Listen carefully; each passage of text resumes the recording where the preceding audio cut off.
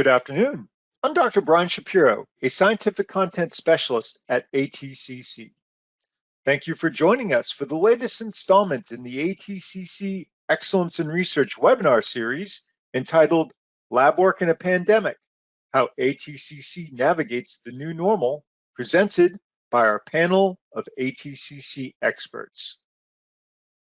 In this presentation, ATCC's President and COO, Dr. Raymond Stapleton, and managers Melissa Pija and Jonathan Waldron will engage in a lively roundtable discussion that shares what they do to keep the staff safe, current challenges, and the silver linings in the new normal. If you have any questions for our speakers, please use the chat function available through the webinar program. All questions will be answered as time allows at the end of the presentation. The recorded webinar presentation will then be archived on the ATCC website, www.atcc.org.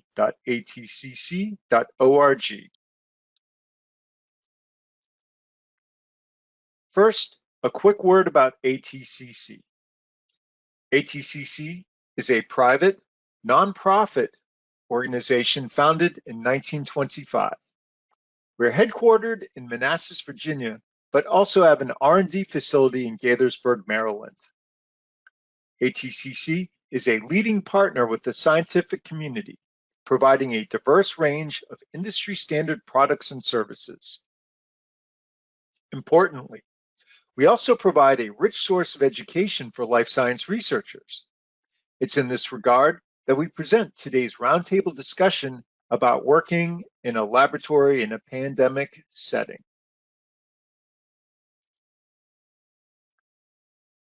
Today, I'll start by introducing our speakers.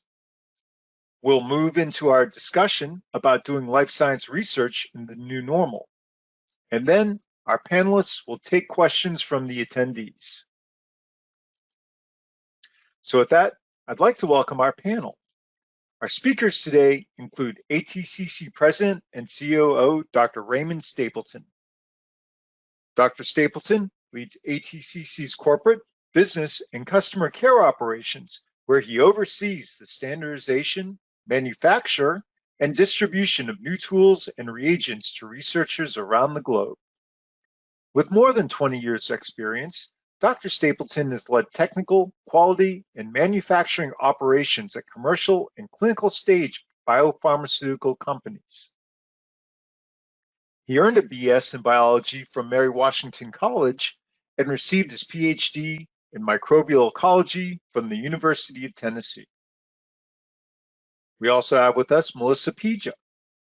Melissa is the Manager of Quality Control and Testing Services at ATCC, where she leads the testing of biological material across 6 departments: bacteriology, mycology, protostology, molecular, cell biology, and virology.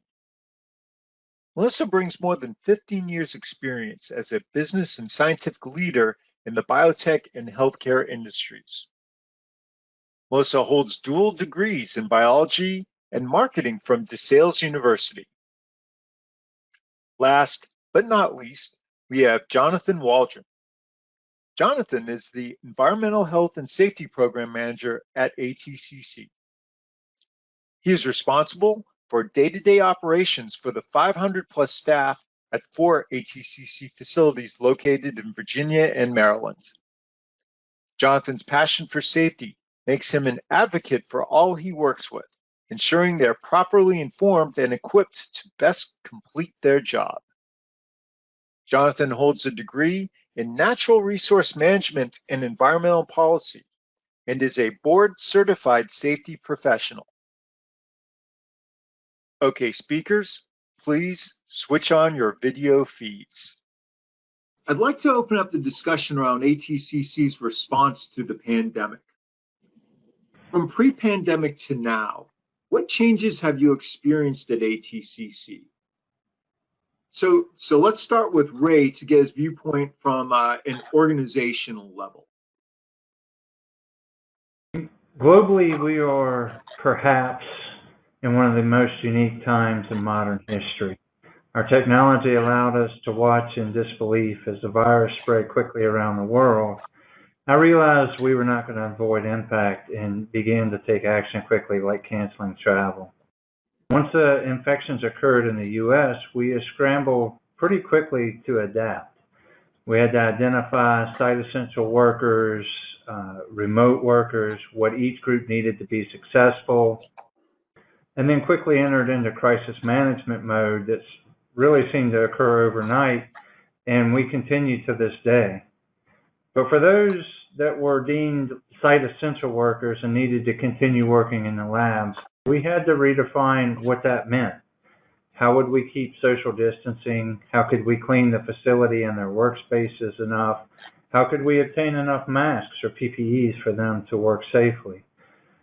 It was interesting to watch the mood quickly shift from, why am I not in the other group, to, what are you going to do to keep me safe in my job? When we started into this, the greatest risk was contracting the virus at work when you were around other people. We've now transitioned over the last 4 months to where the greatest risk is outside of work and bringing it into work. So we've had to adapt as that transmission has altered and put different risks on our employees. But the keys from day one have been taking care of our employees and focusing on communication. And it's certainly not been perfect, but we continue to focus heavily on these two items. Okay, well, Jonathan, perhaps you could jump in with your point of view. So what changes have you seen? For example, how do the changes look like when you walk into ATCC and head to a laboratory?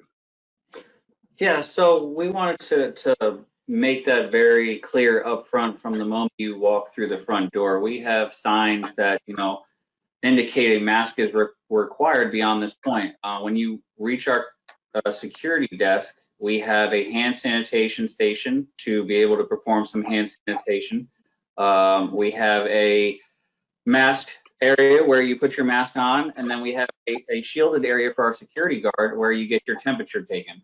Those are the steps that are required of everyone before they come through the front door. We also have separate protocols and procedures for any visitors that are outside of our normal working group, and that is to ensure that they haven't been to a high risk area or they haven't been inadvertently exposed that could then have a potential to impact our spaces as well. And then throughout the whole building, we have signage that either designate some of the additional sanitation steps that we've taken, some helpful, friendly reminders on distancing. Some of our spaces, are natural gathering points, and we wanted to make sure that we highlighted the extra precautions that are needed in these spaces to prevent people from gathering. And then the PPE reminders, wear your mask, please be cognizant of what you're touching, and hand sanitation and hygiene. So, we've really taken the lead on getting up and being as preventative as possible, trying to communicate the hazards with everyone as best as we can, and really taking feedback from everybody so we can make this a really team effort and help provide the safeguards that are needed to ensure the continuity of operation at ATCC. Could you drill a little bit deeper into this with respect to, say, cleaning? Sure. So we, through support with the facilities department and our facilities president, we rely on outside resources to help keep our facilities clean and manageable. So in coordination with them, we have developed an enhanced cleaning protocol for all of our more heavily used spaces. We have tried to gather as many supplies as possible to be able to distribute throughout the organization for people to kind of take safety, onto themselves as well in the cleaning of their workspaces. Some of the more community services, we have hand wipes, we have hand sanitizers and sprays and Clorox bleach wipes when they were first available. We were able to get some of these supplies early on and try and maintain and build those stockpiles. So really just kind of coming together as a group, understanding the high travel areas, the critical infrastructure, what needs to be cleaned, what frequency do we need to clean, the restrooms, common areas, our break rooms, and those locations where a lot of people have a lot of opportunity for exposure or at least contact with these sources. We wanted to make sure we were doing our best to manage that. Okay. So I'd like to jump over to Melissa for this next round of questions. So I'm sure that many of the audience is interested in these changes from the lab workers' point of view. So Melissa, can you give us your perspective on this? Yeah, absolutely. It was quite a challenge because, as Ray mentioned, we were able to send home a lot of our staff, but lab work can't be done at home. So, the majority of my staff is site essential. We did take a look at, the work that they were doing, and there were a handful of individuals who do data entry, and so that can be taken home. And so we allowed them the flexibility to be able to work from home to limit the amount of staff that we had in the building. And then the idea came, we're all crunched in the lab space on top of each other. How do we protect the lab employees from, passing the infection along if somebody would get sick? And so it just so happened, because we have a lot of our staff, admin staff working from home, we had all these vacant cubes and offices. So we then worked to relocate our lab staff from the lab outside, so that when they do their paperwork, when they're at the computer, they can do a better job with keeping the 6-foot recommended distance. So that was a huge advantage. We also looked at staggering shifts. The less people we have in the building, it minimizes the risk of somebody passing the infection to a large group of people. So we have some folks who come in super early at like 5, 6 in the morning. We have some folks who come in around lunchtime. And then we do have some folks who are working the weekends. It's kind of left up to what their comfort level was, as well as, did the work that they do have the flexibility to be able to do that. But for the most part, it did. And so that allowed us to be able to minimize who was here. And then if we did have a potential, risk, it minimized the amount of people that person was exposed to during the day. So we weren't losing everybody all at once. Myself and my supervisors were also on a rotating schedule where we work from home. So in the event that I happen to come down with it, I have my backups, who weren't here on the same day as that I was. So, they're able to step in for me, and vice versa, if something should happen. Great. Can you drill a little bit further into this? I mean, how did this look to the individual lab worker? Yeah, I mean, it was a little bit of a shock. It was a little bit of a change, definitely, for sure. I think the advantage that we had in the lab is that, we work with infectious substances material on a daily basis. It's what we do. It's our comfort level. It's where our skill sets are. So it was just kind of taking what we already knew and incorporating it into other aspects of our working life. So for example, Jonathan mentioned a lot about the cleaning. So in addition to the increased cleaning of our cleaning staff, we also set up cleaning stations in common areas, in lab areas. We made cleaning supplies and PPE readily available to lab staff. So, if they're sitting down for lunch, they really kind of don't know the last time it was cleaned, or, did somebody just sit there 5 minutes ago? So they have all that readily available. They can just wipe down their station and then eat their lunch and then wipe it down before they leave. So just, creating that sense of they do have some type of control. We also, and I think this idea came from the labs, there's so many doors that we have to touch as we're going into different areas of the building. And so the doors that could be propped open, we prop them open, which reduces, what we're touching throughout the day. So, that was another step we took. I think what else? We also updated our sick policy, giving employees, if they do have to be quarantined for some reason because they had a potential exposure, there's more flexibility with them, being able to take that time and say, hey, I have a potential exposure. I probably should remove myself and not infect other people. So it encouraged people to speak up and, be sharing with that information, and also reduce, the risk within the lab and infecting, the whole entire staff. So are there any other practices that you would consider to be critical? Yeah, so we had to put limits on some of our rooms. We have a lot of shared spaces within the lab. We have a lot of tight spaces in the lab.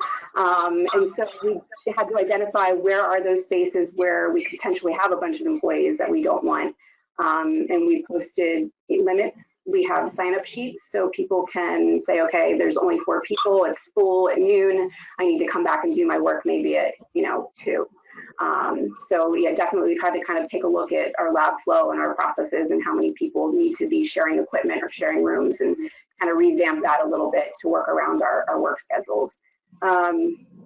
We also have daily meetings with staff. So if something does come up, they can ask questions. I can provide feedback or any updates, just kind of to increase the flow of information. Because again, it's a lot of back and forth, and my folks are in the lab, and I'm not always seeing the issues or the challenges, and so just to provide that channel for them to be able to share and to voice any concerns. Okay. Is there anything else that people should know? I mean, it's a challenge. You always have to be on your toes. Things are constantly changing, and I think we've managed to do a pretty good job at that. Leave the lines of communication open. Yeah, and be ready to solve a problem at a moment's notice as it comes up. Certainly. Now, have any specific situations come up that you want to talk about? I think a lot of our work in the lab is very individualized. So it made it a little bit easier to be able for folks to be able to segment and, break away from groups and kind of do their own thing. There is one process that we do where it's kind of like an all hands on deck, and we need like 8 people in a tiny cramped room all at once. So that did pose a little bit of a challenge. How do you separate? How do you protect your staff but still get the job done? And I think Jonathan, worked with that supervisor. He fitted everybody with the N95 mask, did the fit testing. So when they are in that cramped room getting their work done, they're properly suited with the PPE. So that was something new that was incorporated. Okay, so how do you handle it then when some of your staff goes back home, for example, and then comes back to ATCC? Right, that's a great question. So my supervisors report to me daily on who's out, if it was unexpected, expected, planned vacation, unplanned, and we kind of take a look. Okay, where are they going? Are they traveling by plane? What state did they go to? I think in the beginning it was what country did you go to? Now we're down to what state are you going to? And then I bump that up to my executive leadership, and they kind of make a decision based off of the information as to do we quarantine them for 14 days, what happens. And then we also try to do some pre-planning with that. So, if I know I have somebody going to Texas on an airplane within the next couple of weeks, I pretty much know they're probably going to be quarantined. So we take a look at, okay, what can we send them home with so they can work from home during the quarantine? I've had some lab staff, we pre-planned, and they've been able to help QA out with some data entry. So we've looked at other areas in the company, not just lab work. What else can they be doing so that they're still being productive and they're still helping the company along? Good. So I guess let me boot this one over to Ray. How do you control it when outsiders are coming in? Or maybe this is a good one for John. How about I start it and Jonathan can add where I leave gaps. We realized early on that the risk was people coming into the building. And honestly, it was irrelevant whether it was a visitor or a remote worker that wanted to come back into the building. Everyone had to seek permission to come in. We were accused of putting a shield around the building to try and protect it. In many ways, that's a factual statement. We let people know that our policies had changed. If they wanted to come on site, we issued them a questionnaire ahead of time to ascertain the risk that they would provide to our ongoing operations and the people that had to be in here every day. We wanted to understand, were they positive? Had they tested positive? had they been exposed to anyone? Were they potentially carrying anything in? But also, to Melissa's point earlier, have they been traveling to high-risk areas? And this did work. We did turn some people away and make them be safe for 2 weeks before we allowed them to enter our facility, in order to provide as much caution as we could to the people that had to come in and work every day. One of the things, the phrase we've operated under from the start is we've applied an abundance of caution. We focus not only on people that have tested positive, but potential exposures to multiple degrees. And this goes back to the communication concept that Jonathan and Melissa have both alluded to throughout the dialogue. People have been very forthcoming. We've been very flexible with them, and they've been very forthcoming where they think they've not felt well, they've stayed home. If they think they've been at risk, they've not, not come in, and we've done quick tracing to see what other employees could potentially be at risk. Okay. Now you mentioned communication, and communication was mentioned earlier. And maybe I'll throw this one to Jonathan. Do you want to talk about how communication's been being shared at ATCC? Yeah, absolutely. I think from early on, we all realized the importance of communication and getting the information out there because it was rapidly changing. It seemed like in the beginning, every hour, every other hour, every day, we were getting different information from the CDC, the World Health Organization, NIH. So to try and balance that and make sure we were gathering as much information as possible and trying to make, sound decisions based on the science at the time and what we needed to do to ensure the protection of everyone here. We definitely tended to err on the side of caution. We didn't want to be too aggressive with our leeways that we had. We wanted to make sure that we put the right measures in place and we stuck to it. And one of the important groups that was a huge asset to that was the Room Champions group. And what the Room Champions group is, it's a group of volunteers from all of our lab staff, all the different departments that we have, including the repository and shipping and receiving. And we meet on a monthly basis, sometimes more if needed. But this is a way for information to exchange, both from the top down and then also from the bottom up, because it's important to understand what people are seeing from the firsthand account, what their concerns are, what the issues or troubles are, and how do we, formulate plans and be proactive to mitigate some of those hazards and risks. Some of the things that were of concern and that are still our concern is what Ray talked about was the visitors coming in, and early on we had to kind of prioritize who we were going to let into the building, and that included essential services that we need to have performed, calibrations of equipment, certain processes or procedures that need to be validated or worked on. We had to be highly selective and ensure that when these folks came in, they followed the questionnaire, they maintained all the safeguards and precautions that we had in place. They had to wear a mask, and a lot of people weren't doing that or weren't as aggressive at that as we were. So it was a little strange for them. So the communication and the understanding and putting this information out early and often, getting in front of the situations as they came up and bringing this stuff up to the ELT members for them to discuss, and then bringing it back down to the Room Champions and the supervisors to help them understand and formulate these plans and put them into action, which really helped attribute to our success so far and what we've been able to do here. Okay, what you just talked about brought two questions to mind. Sure. I'm going to hold on to one for a second and just ask, so what's compliance like now? From the safety standpoint, we are still doing training. We are still maintaining our regulatory obligations. If anything, we've been ahead of the curve from the beginning. We've been doing more. Virginia Occupational Safety and Health had just released a document, the emergency COVID-19 standard, but we had been doing a lot of this stuff even before this was formalized. The masks, the temperature taking, the screenings, the enhanced cleaning and sanitation efforts. So we've really been in front of a lot of this from the gate to make sure that, the work that we do here, the integrity of our operations and the continuity of it have been kept because of what it means to the community at large, the scientific community, and what we do to support them. Okay.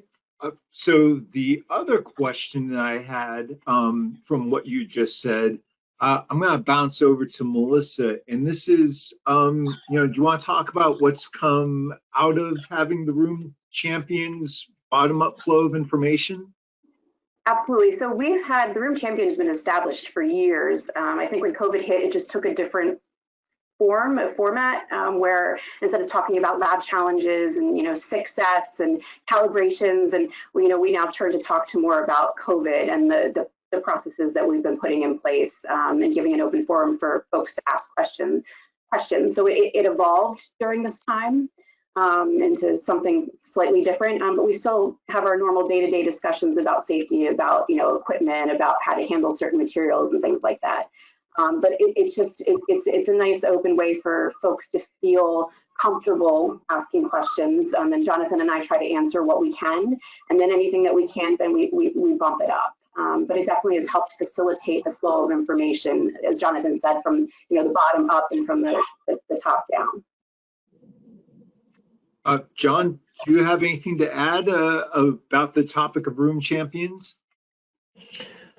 They are the eyes and ears. They are the firsthand account of what's happening in these lab spaces. The safety doesn't stop at the front door. And these folks have personal lives, and what they do at home has an impact to us and our ability to continue our operations. And their safety is just as important at home as it is here, and whatever we can do to help provide and support for that. These are unusual times, to say the least, and what we've all been going through, we do it together. This is a team.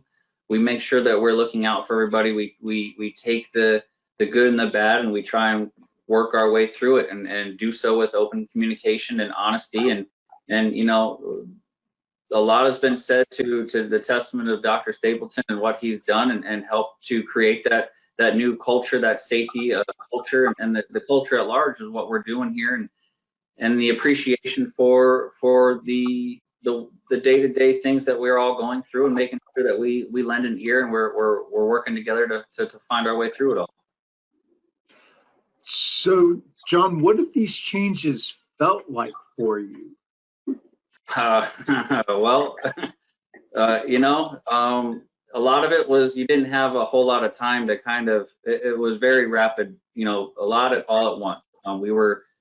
Nobody had any solid information. The CDC, everything was changing early on, but Dr. Stapleton, and the one thing that he maintained was stay the course. We set our principles and our practices early, with the regulation of our personnel and who was allowed to be on staff. We have a couple different facilities in a couple different states, Maryland and Virginia primarily, that some of our staff weren't even allowed to travel between there because of the concerns and how to contain this. So it was a lot at once, a lot of moving pieces. We put sound practices in place, the masks. As soon as we were able to get thermometers, because that went pretty quick, we started monitoring temperatures, and we had our checklists. We were doing everything that we could to ensure that anything that might have come up, we had at least the sound practices and principles in place to be able to search our way through that. And everything else we've just kind of dealt with on the fly. It was a lot all at once, but we've managed to not just keep our head above water, but we've actually moved forward, and we're growing, and we're continuing to improve the safety of our organization, and the quality of our work speaks to that. Brian, if I could bolster a little bit what Jonathan and Melissa have shared. There's no playbook for this, right? So I mentioned going into crisis management mode. When we did that, I gave 3 key principles that Jonathan was alluding to. The first one was the well-being of our people. The decisions we were going to make was going to be focused on keeping everyone healthy. And that cascaded to number 2 is the well-being of the families. And we knew that was going to be critical because people were distracted. They were worried about their loved ones. They were worried about the people they were living with. We have people with family members all over the globe, and they were distracted. We wanted to let everyone know that everyone's well-being was very important to us. And then the third one was continuity of our business. We continue to make all of our decisions following those principles today. And to Jonathan and Melissa's point, we've had some pretty good success along the way. But we focus every day with our crisis management meeting on, are we providing enough for our people? Are we focusing on their safety? Are we course correcting as new information comes out, as new items are available, new technologies are available? But at the end of the day, we've stayed the course on following these principles. And I think people have really rallied around it and kind of reestablished a new community-like culture within the organization. Great. Okay, I'd like to bounce this back over to Melissa. How do these changes feel in the lab? And maybe how is the lab work changing? Right. Well, at first it was tough, as Jonathan alluded to. Things were constantly changing. All the information we were getting was different every day, and so we were doing a lot of on-the-fly changes, which kind of disrupted the flow of the lab. It affected people's emotions. So I think it's called the COVID coaster, where there's highs and lows, and at the beginning it was a lot of ups and downs. I think we've kind of settled into that, and I hate the term new normal, but we've just kind of settled into that, where it's a little more regular now. It's a little more, we know what to expect. It could change. I have a feeling it's probably going to change, because I just got back from my daughter's back to school schedule. So it's going to be a little probably, ups and downs again when we hit fall and families and kids going back to school. But yeah, I think lab staff have really adapted to it. They've adjusted. It was difficult in the beginning, but now they have that flexibility, and they know that we're here to support them, in anything that they need, and no matter what pops up, we're going to get it. We're going to make a decision, and we're going to work with folks so that they feel safe and that they can continue to do their work. Okay, now earlier, information gathering was mentioned. Where do we get our information from? And I guess I'd like to hand this over to Ray first. Information's been very tough during this pandemic. If you think of some of the other situations like flu or even AIDS, we've had many decades to understand what's going on. With SARS-CoV-2, there simply wasn't enough information available, and the unfortunate truth about the internet is anybody can express any opinion at any time. So finding reliable information has been quite difficult. We monitor, and we actually have people dedicated monitoring the CDC and WHO sites for new releases that can impact us. Jonathan alluded to earlier, we have facilities in multiple states. We have employees in multiple states. So we need to follow the governor's pages to see how they are impacting their states. But we've also reached out to our networks. I've spoken to multiple colleagues that I know within the biopharmaceutical industry to see what they're doing, and outside the biopharmaceutical industry. This is managing people through a pandemic, so everybody's kind of learning on the fly. We've also stayed in touch with our insurance providers. They've been a pretty good source of information, as well as some of our legal counsels along the way. Okay. John, where do you get your information from? Well, definitely not the internet. I try and gather as much information from some of my sources. I belong to a couple different professional organizations, the American Society of Safety Professionals. ASS is a very good source. The National Safety Council, nsc.org, is also a very reliable source that OSHA, there's a lot of exchange of information between them. In addition to the Board of Certified Safety Professionals is a membership that I belong to and has a lot of, vetted and solid information, not just in safety, but, other organizational aspects. And then, I also try and use some of my emergency management background and training from the past to help kind of figure a way through some of these areas and things that we can do. Melissa, where should a lab worker go for more information? Yeah, it's been tough.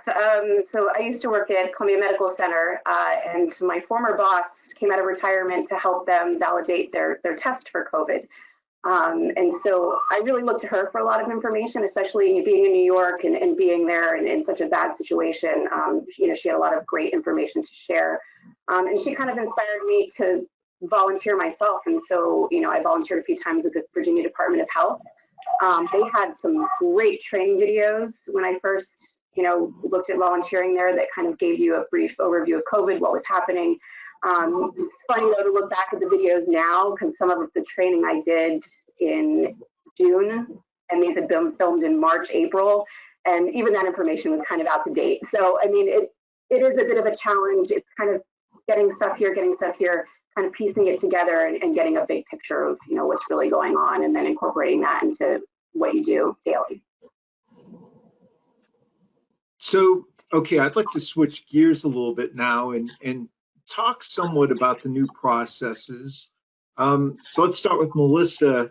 How have the new processes affected your workday? I think that's, the good news is that, it is a bit of a struggle when you walk in the door and, things are new, getting temperature checked. But when you sit down at your desk, when you sit down at your lab bench, the lab processes haven't changed. We haven't really had to alter them. Maybe schedules a little bit in order to accommodate the spacing and maintaining spacing in the lab. But our processes to make product and to test product have remained exactly the same. So I think that's been kind of a comforting constant in the lab and with staff is that what they do is remained unchanged. So, the scientist in me has to ask, have you or has anyone in one of your groups seen changes in either experimental results or in productivity? No, I mean, if anything, we are maintaining our normal productivity. In some cases, we've seen a surge with a COVID-related work, and we've excelled, and we're beating due dates, especially with those items that we're rushing to help with the pandemic. But I mean, no, we're still producing the same quality product. We're still maintaining our productivity. We're on top of due dates. For a while, we were so focused on COVID that all we were doing was focusing on getting product out the door. We're now at a nice steady pace where we're adapting well to the changes that we've even gone back to looking at our process improvement projects that we had started at the beginning of the year that we took a time out on when this hit. So, as I mentioned before, we're kind of getting settled into the new normal and it's business as usual, which is nice. John, what are the changes you've seen in your day-to-day life? I think a lot of it, we've put a lot more focus and appreciation on the communication aspect and the employee wellness and kind of making sure that it's not just safety. Like I said before, safety doesn't stop at the front door. Trying to communicate, making sure that from the moment folks walk through that front door, they understand and appreciate the gravity of what is going on, what we're doing to protect them, to help educate and inform them. Provide the training that we can provide and kind of understanding what that training is. We can't do all the face-to-face training that we used to be able to do. We can't do a lot of the same things, so we've had to rely on other technology, Microsoft Teams, and some other meeting tools to be able to facilitate some of that to be, to help continue to engage staff. And I think that's the biggest thing is, that we focused on the cultural evolution and what we're doing here and really creating a community of inclusiveness and understanding that we're not going to be able to get everything right and we're not going to be able to win over, but we're doing the best we can. We're doing more than the best we can with everything we have to work with. We're pushing in that great direction and we're making sure that we are providing these and the tools and the skill sets needed to keep everyone safe and keep the business pushing forward. Ray, what changes have you seen day to day? Yeah, so I'm not quite as hands-on as Jonathan and Melissa. I have a little bit different lens that I look through, but a couple that stand out for me are we've been very fortunate to continue to be embroiled in supporting this public health pandemic, and that's allowed us to continue to backfill any vacancies and actually even grow So the whole recruiting and hiring process has gone through a very substantial change with online video interviews instead of face-to-face, and even once someone is hired, bringing them through the new employee onboarding process and preparing them for success in their jobs. We've spoken a little bit about training, but I know training new employees has been a pretty substantial obstacle to us that we've had to overcome, and some things we've been able to do okay, and some things, quite frankly, we're still trying to figure out how to do well after many months in this pandemic. So I've got to ask, how does training work now? It's a challenge. I mean, especially in the lab, when a lot of the processes you have to be close to your trainer. They have to observe, what you're pipetting.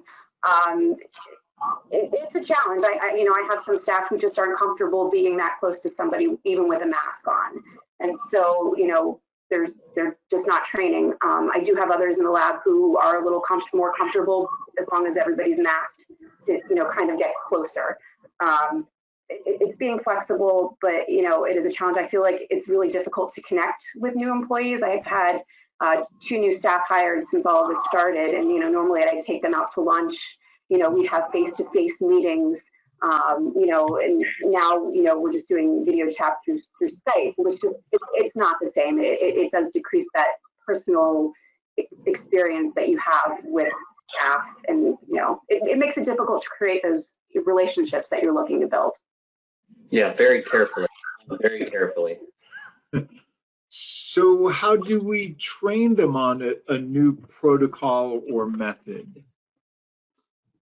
So, they usually start by reading. So they'll read, and then, discussion. So if they do have a discussion, it's, either going to be via Skype or it's going to be with somebody in the lab, but at a distance. And then my trainers do the best to observe from the distance. But it does pose a challenge, absolutely. Yeah.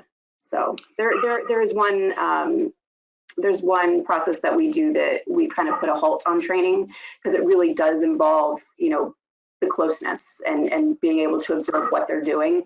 Luckily, we have a bunch of staff that's trained on the process, so there isn't really a high demand to get more individuals trained. But we did have to put like a timeout on continuing with that training program. Good.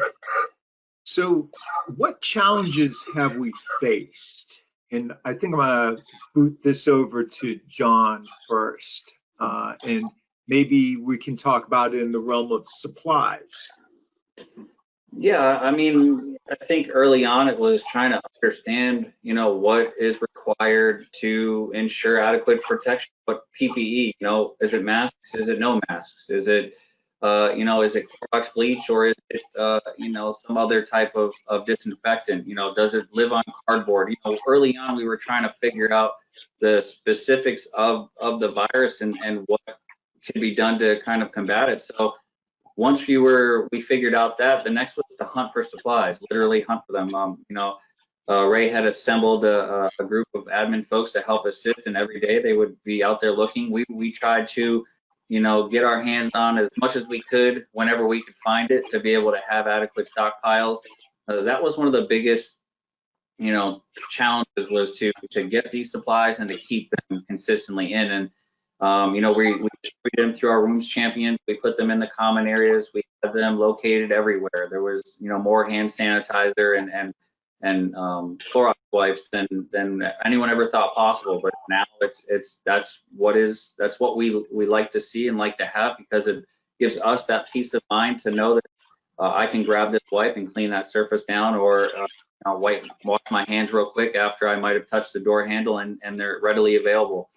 So working with the room champions, and then also the ELT folks, to communicate up from what was being, hey, we need more of this. Can we find that? Or we just got a purchase of this. Please communicate it out to the room champions. These supplies will be made available through the admin assistants or any specific locations, so you could help, resupply your workspaces and labs, and then communications that go along with that. Ray, do you have anything to add to that?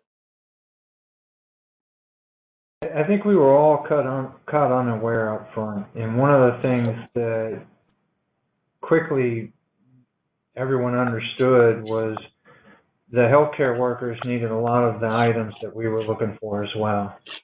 And we'll take masks, for example. It took 5 or 6 weeks for our first order of masks to come in. We actually wanted to be an early adopter, but couldn't because we couldn't get the masks. So we placed 5 or 6 very large orders, and then once they finally started coming in, we started trying to give back to the community. We were able to supply some of these masks and KN95s and things to our emergency responders and healthcare workers in the community that our businesses exist in. Okay, what do you wish you had known in order to prepare for this? So, in other words, what would you tell other labs as they try to transition back to work? I mean, I think, we're talking a little bit about supplies, is that, I did sit down with my boss at the beginning of this, and he said, okay, what do you need? What do you absolutely need to be able to continue doing your job? And we made that list, and the list was long, and, we tried to get what we could get, but I don't think that, masks topped it, or hand sanitizer. We weren't really thinking about that. The good news is now businesses that are opening back up, it is a little more readily available than what it was when, we first started all this. But, definitely think about, what do you absolutely need to be able to continue to do your job, and plan for it, and plan for a worst case scenario, and have the extra stockpiles available just in case. I mean, who really knew that we were going to run out of toilet paper? I mean, personally, had I known, I would have, stocked up a little more on paper towels and paper plates and things like that. But, you look at, what you absolutely need, and make sure that you have enough and then some. Yeah, I would say build some redundancy into your program, and ensure that you're looking across the landscape.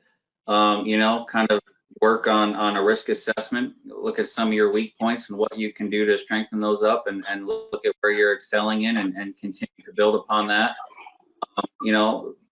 Remind your folks that they need to be agile and flexible, and patience, pack some patience, and understand that, a lot of things have been done before this to kind of get to this point, but we're still learning, and, we're not out of the woods yet.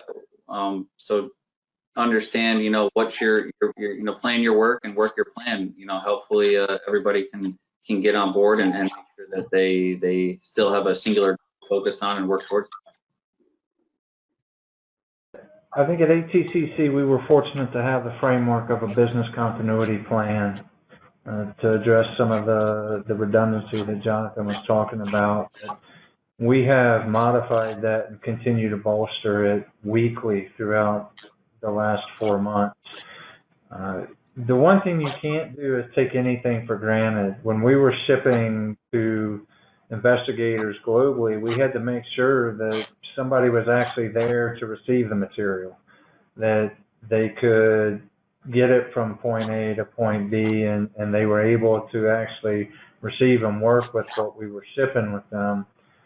And Jonathan and Melissa both alluded to remaining flexible. Again, there's no playbook for this, and every day something new happens. And quite frankly, over the last 4 months, every time I felt like we're maybe getting a step ahead, we turn around and there's something brand new staring us in the face. There's a new outbreak. There's, and a small group of people that were working a problem or training together, and all of a sudden somebody was exposed, and you have half of a work group in quarantine now. What is the cascading impact to the continuity of your operation, your experimentation, whatever you're looking at? The final thing I try to tell people is keep a sense of humor. I mean, you truly need to be able to kind of stay light through the severity of everything that's going on, because it will wear on you. Okay, let's talk about the lasting effects of all of this. What do you expect will be permanently changed in terms of lab processes post-pandemic? So I'll boot this over to John to start. Yeah, wow. I don't know. I think it extends beyond that. I don't know if we'll ever go back to the way things used to be. I mean, I certainly hope so, but for now and for the foreseeable future, we're locked in with masks, temperature scans, and questionnaires, and ensuring that we're doing everything we can to make sure that you don't bring what you have in here, and we keep it out. Making sure that we've kind of enhanced cleaning, I believe, will be around, and it's not only now, but cold and flu season is every year we have that, and some of these things that we put in place now can also help with the cold and flu season. I know we're doing a lot of facility upgrades, touchless faucets and kitchen upgrades, and same thing with the toilets, and trying to minimize contact with the handles and other surfaces. So those are all positive things that have occurred that will help continue to build on our safety here. I think some of the workarounds for training to try and find better solutions, minimizing the amount or the frequency of people in a room and trying to drive better content and focused training, and really looking at things from all perspectives, and the communication aspect. I think that has been a big win. As a result of this, we've all learned how to really communicate well and try and break down some of the silos that you might see in organizations, to where we can really have a good flow of communication and conversation, and bring that up to the top and then have it come back down, and vice versa. That really has helped, build what we're doing, and providing that feedback and that engagement from everyone. So here's kind of a big question, and I'm going to send this one to Ray. Do you think we'll be ready next time around, the next pandemic? We had a couple shots across the bow in the last decade or so, and we weren't ready for this one. So it's a really good question. This one does feel different, right? I am hopeful that people look very heavily at their business continuity planning. They look at how to stage work and cross-train people, how effective communication occurs during times like this. But I'm not certain. I think that the further we get away from this without having another event, the less numb we become to it. And I would like to think we've actually been talking as a leadership team about doing drills. Like, do we have an annual drill where we split the workforce, send people home, assuming we actually do come back? But how do we retain and institutionalize the information that we've developed over the course of the last several months and looking out into the future? I've been working with some staff to create a table of contents, to effectively a manual that we would put on the shelf and make sure that we retain the information and not have to learn these difficult lessons again. But I think we'll make some permanent changes, like remote workers will be something that will be much more embraced than they have historically. I think our hygiene practices in the workplace will continue to retain a high importance. And, I think we will continue to watch it very carefully. It's our business at ATCC to support global health pandemics. So it's pretty important that we retain all this information. But the world as a whole, I'm not so sure that we will. Okay. Well, let's turn the discussion to the upside, so to speak, of the pandemic. So where are the silver linings that we've seen? And I'll send this first one over to Melissa. And, a little bit what Ray said about how we learned a lesson. I worked in New York City at Columbia Medical Center during the swine flu pandemic. And, when it all blew over, all of the infectious disease doctors were saying, it's not a matter of if the next pandemic will happen, it's when. And, here's the when. And, we didn't really learn. But this does feel different. This is definitely different. I don't remember, being in fear of my life back then, even though I, was working in New York City. I think that people definitely, it's affected them. I know it's changed me. I know it's changed my family and the way we look at things and the way we think about things and, what we take for granted. And so I'm a bit more hopeful that next time around, we've learned and that we will remember and we will be able to jump right in and be prepared, definitely be better prepared. I think we'll hopefully keep that stock of essential inventory that we need, and we'll always have it. It may gather dust somewhere in a closet, but it will be there for when the next time we need it. And staff will be ready. We'll have staff who experienced it and will be ready to jump right in and to know, even though it may be different with the next pandemic, there'll still be some similarities, but they'll still maintain the ability to be flexible, the ability to adapt to change, and just the ability to be ready for anything, and knowing that something could hit that could turn our world upside down, because that's what this did. It really turned our world upside down. John, any silver linings from a health and safety point of view? Yeah, I think, there were a few things that we learned, and then, part of it was, when we split our workforce, we put a lot of focus into the folks coming here every day, but we also have a whole contingency that is now working from home. So we wanted to make sure that they were adequately cared for as well, and refine our ergonomics and making sure that, we were helping them institute some lessons learned and some best management practices for their new home office setups. We also have taken some of the other aspects of the whole envelope of safety with the contact tracing, and making sure that, we're looking at things from a 3D component here, and understanding that, just because they left doesn't mean, that there's not these other issues that can occur outside of here. How does that play back in with us? And then if we do have an exposure, making sure that we're able to kind of circle back and those lines of communication and that trust that's been built with our staff, and how does that look for communicating and handled through our HR and our ELT team to ensure that, privacy is taken and folks are handled in a manner accordingly. We also have a lot more focus on safety. People are starting off meetings and ending meetings with stay safe and be safe. There's a lot more conversation around it. We're looking out for each other's well-being.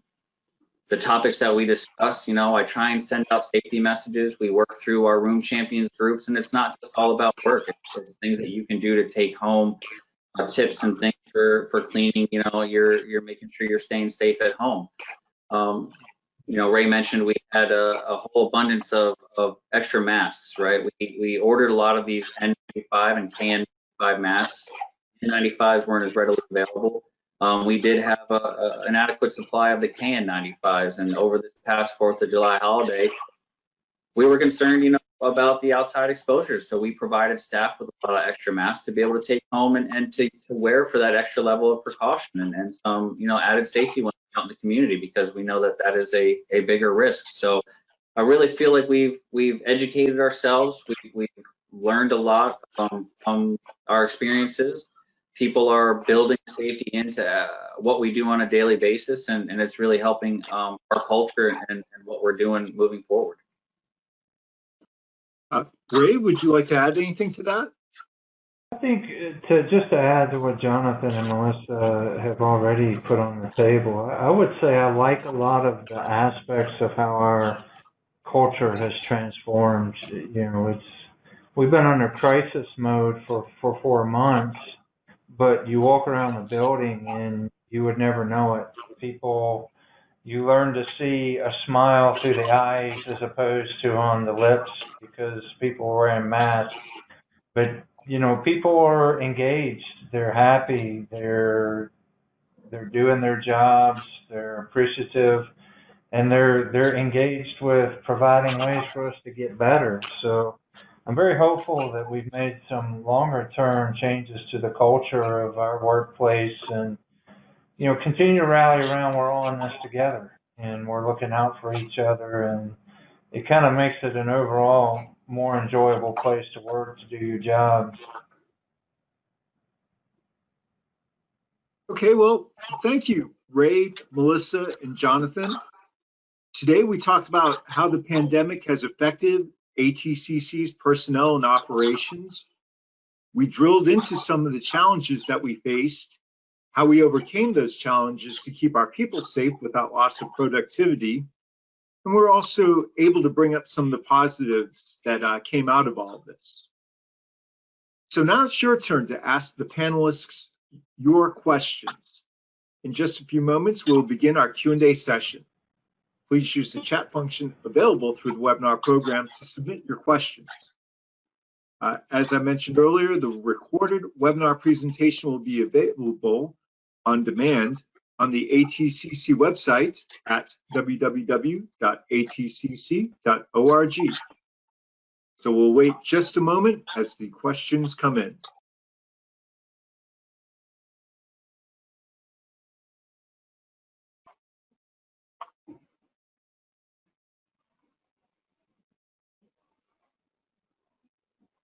All right, it looks like we already have some questions coming in.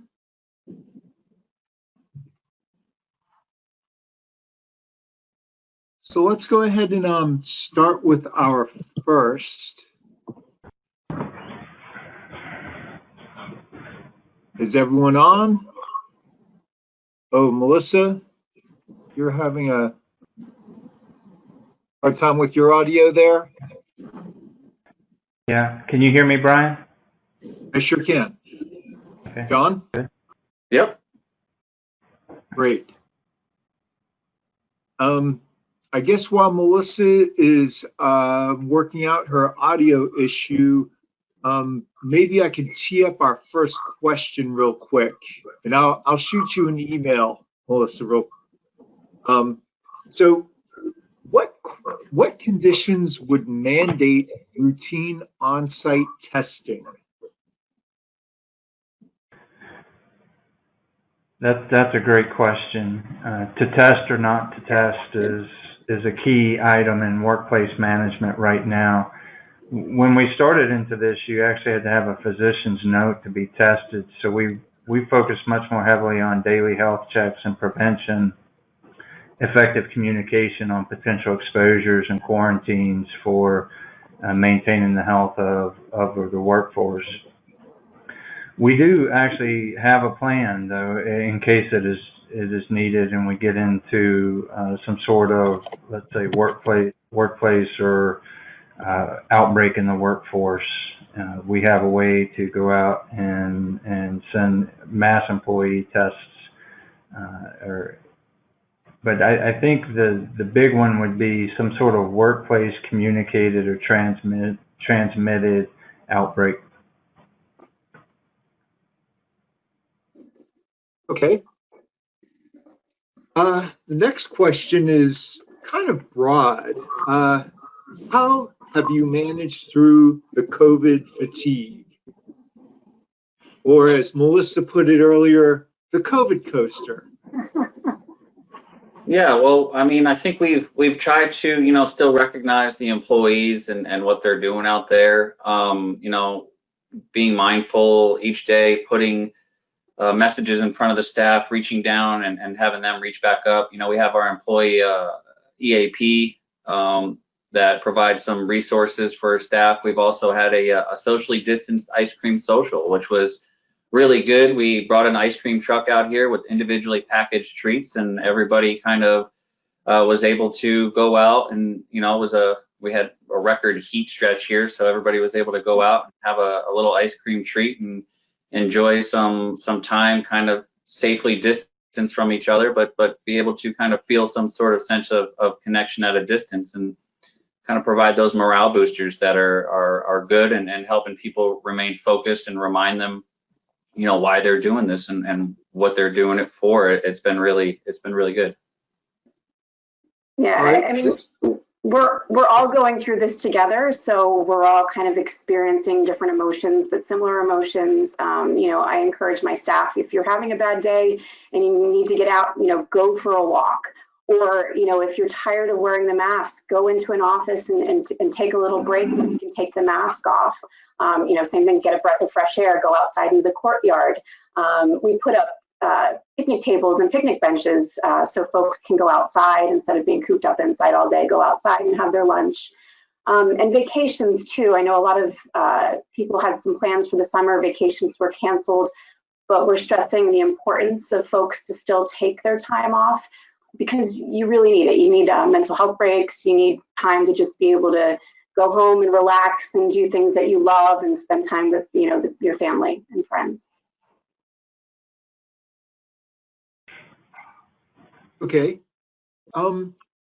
Here's one.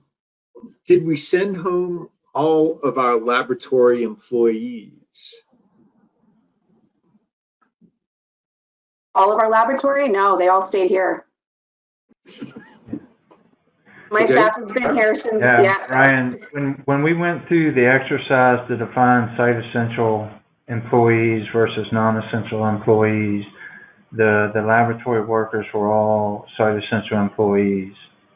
And as we discussed previously, it really quickly became how did we create a scenario so that they could continue to do their work in the safest way possible through flexible scheduling, flexible shifts, sign-ups for bottleneck equipment and things like that. Okay, here's one. How do you handle employees who are uncomfortable with coming to work?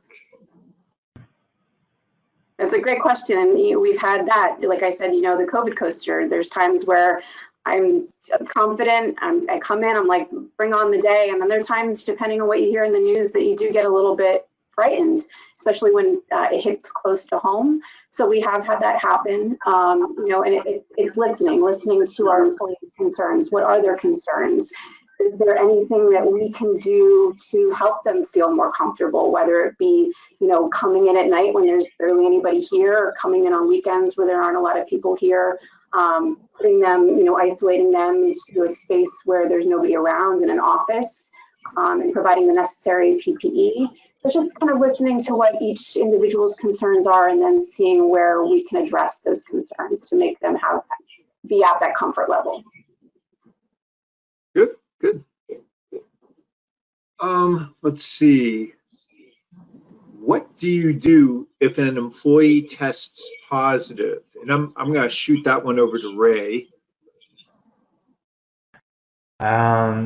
Yeah, I mean, again, it's back to the communication. We expect people, if they have been exposed, to let us know, or if they test positive, to let us know.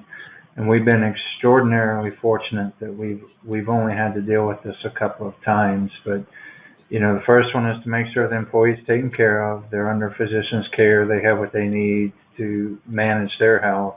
And the second one is the immediate contact tracing. So working with the employee to understand who else may have possibly been exposed through that. And fortunately, building on what Melissa just said, again, if we have people spread out and we have, flex schedules, we actually created our work schedules to try and minimize the potential impact of a positive. But, we get them quarantined. If anybody through contact tracing was exposed to them or is at risk, we get them quarantined.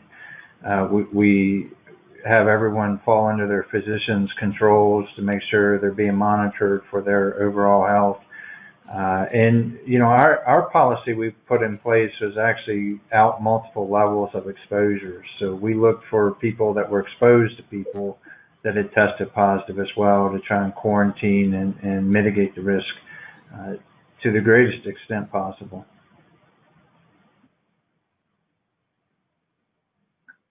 Okay, let me see.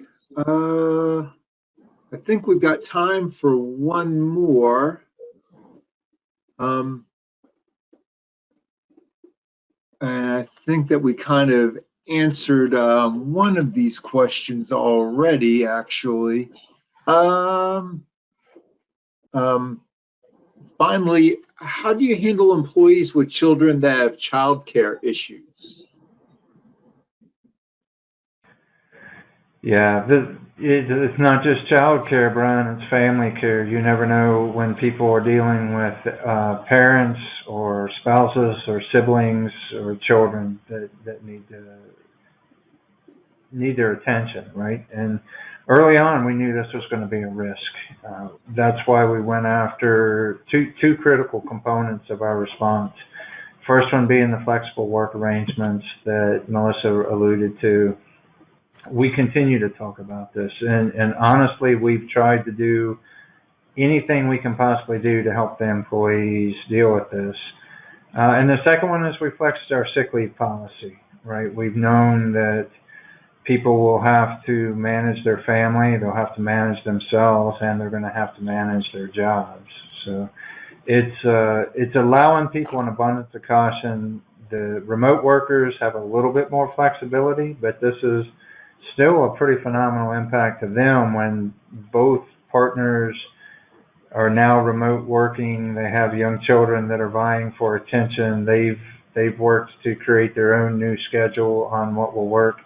And then Site Essential, we've opened up, nights and weekends or even split schedules. We've had at least one employee that's come in and worked from something like 4 o'clock to 8 o'clock in the morning, gone home to tend to duties, and then come back in the evenings and worked another 4 hours to complete their day. So as long as we can support the employees, we let them help solve this problem. All right. Well, I believe now we will conclude our Q&A session. So I'd like to really thank our speakers for the excellent presentation, and thank you everyone for attending today. I have one final word for everyone. As scientists, we're facing a myriad of challenges and changes due to the COVID-19 pandemic. To help you get back to work, ATCC has put together a free kit containing a poster, an infographic, and decals that detail the best practices that ATCC scientists use to protect the health of our colleagues and the quality of our research. You can order the kit by navigating to www.atcc.org/backtothelab. And with that, I'd like to thank everyone again and have a great day. Thank you. Thank you. Thank you.